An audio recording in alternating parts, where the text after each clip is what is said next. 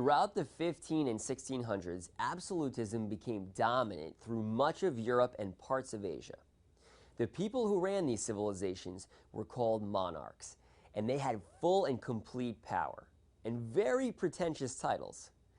The ones you'll absolutely want to know are Akbar the Great from India, Louis XIV of France, also known as Louis the Great, and finally Peter, you guessed it, the Great, from Russia.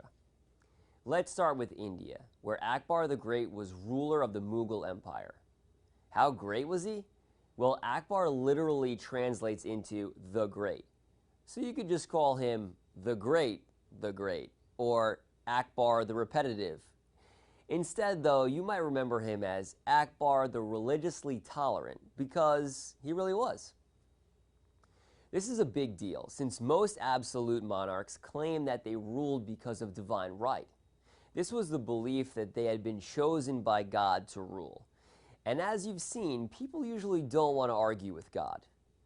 But Akbar the Repetitive was open to other religious beliefs and focused on ideas of unity and tolerance in his empire, which actually is pretty great. Next, let's look at Louis XIV in France. He declared himself the Sun King, choosing this as a symbol of power to command complete loyalty from his subjects. And maybe because the Great was becoming a little cliche. Louis also built the most awesomely impressive Palace of Versailles, which is a wonderful place to take in the sun. Very fitting for the Sun King. Now let's head over to Russia, which was once ruled by an absolute monarch who, surprisingly, was not known as the Great. He was known as Ivan the Terrible. And unsurprisingly, he was ruthless and terrible. But fast forward 200 years, and we get to Peter the Great, an absolute ruler who actually earned the name by doing some truly great things. Peter westernized Russia, establishing warm water ports, and built the city of St. Petersburg. That will cover the major rulers you'll look at. But before we leave absolutism, let's remember, all great things must come to an end. And for the end, we'll look over to England. While other nations accepted absolutism, England stood in contrast.